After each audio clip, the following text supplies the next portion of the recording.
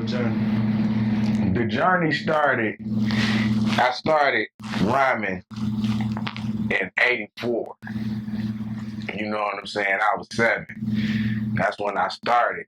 You know, it started taking off. You know, it really started taking off a little bit after I started making beats. I started making beats about 13.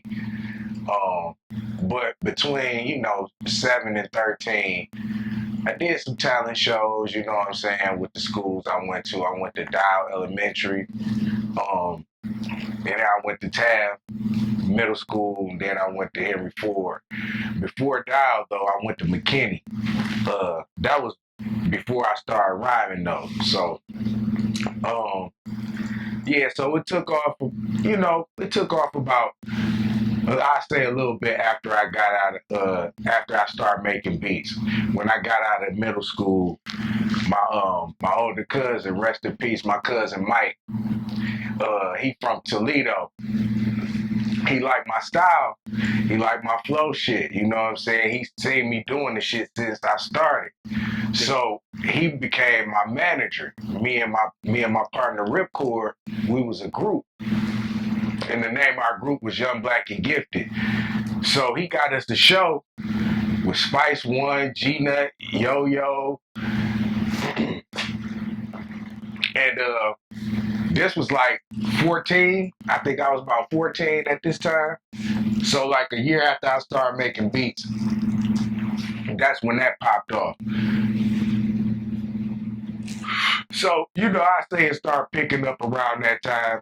I was getting more acclimated with working in the studio, because before that time I was just rhyming with 2 tape decks, one on the dryer, one on the washing machine, one record, one play the beat. You know what I'm saying? Yeah, looping tracks like the end of a beat. If it's a song with an open beat at the end of it, might be like 15 seconds. Yeah. Loop that mug for the length of a whole song. And that's how I was recording. That's how I was recording joints before I actually started working in the studio. You know what I'm saying? Okay. I just had love for that shit. I was making tape covers with paper and shit. I was doing all kind of shit trying to make my shit look like as close as I could to some shit that I seen in the store. You know what I'm saying? I was young. I couldn't afford that shit, but I made the best out of it. You know what I mean? Like any other artist, So, you know what I'm saying? Once I got in high school, I'd say, super serious at that point. I knew this was what I wanted to do. You know what I mean? And what was this? This was like between 91 and 95 when I went to Henry Ford. Okay. And we did Detroit, West Side? Yep. Okay. Yep. West Side. And what's so funny is before Lil Flick was born, we actually stayed on Evergreen, right up the street from Henry Ford. That's when I went to McKinney, though. You know what I'm saying? Then we moved. School right there. Huh? What was it? McKinney? Yeah. Yup, on Pembroke? Yup. Yep. Okay, yeah. Yep, between Evergreen and Lassiter. Yep. Yep. That's what Okay. that's where I went before that. But see, at that time, that's when I was kind of studying the shit, because my pops, he had a whole bunch of records and shit. Like I got shit. Like a lot of the records I got was shit that I seen in his collection. You know what I'm saying? But you know what I'm saying? That was basically my study period. You know what I'm saying? Before I even picked up a pen, I was like knee deep into music and shit. Just like fuck around with it. Playing records and shit, going through my pop shit. Yeah. You know what I'm saying? But, fast forward back to, Henry Ford days, me, my partner who I spoke about before, Ripcord, my bro Cautious, Eddie Gatz, man, Rex, fucking Plague. Man, it was a gang of us. Diffusion. Yeah. We all went to Ford, you know what I'm saying? So we had talent shows there and shit.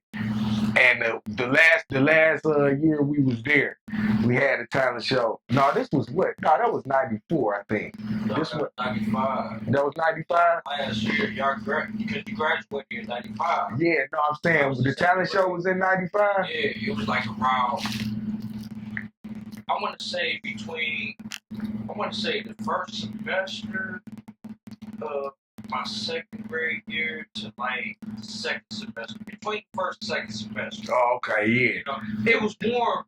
No, as a matter of fact, it's probably the second semester of my second grade year because it was warm that year. You dig what I'm saying? Yeah, it was. I remember that. You had the Cougar that year. Yep, I did. You Yep. had the Cougar that year.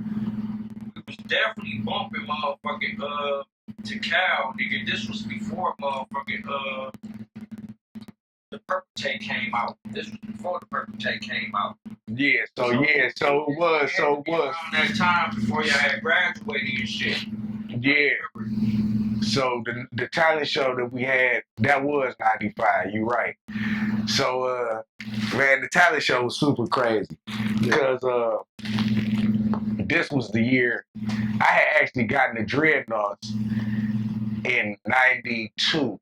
I want to say the end of '91, beginning of '92 was when I got the dreadnoughts. So when we had the talent show in '95, I had all my dreadnought brothers come up there, and at this point in time, my partner Blitz, he was the one who was making all the beats for us, like for the whole group. Yeah.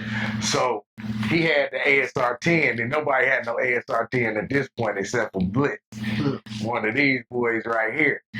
So I had him bring his board up there. We set up. Man, it was a dope ass show. Had nobody ever did no talent show like we did it. We set up like it was crazy. I changed that motherfucker. I was in the paper on that shit. It was pretty dope. We rocked the shit out that motherfucker too. I had Lil Flick with me. Shit, this nigga was little as hell. Like you say, he was in the second grade. Yeah. He was on my back. He had a big ass log and shit, a long ass stick. He was swinging that bitch. Was coming down the aisle and shit. I had this nigga on my back.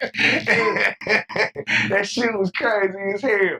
They wouldn't let him get on stage because he was too little though. So all the chicks that we fucked with and shit, they was kicking it around and like, we got it. Man, that shit was live.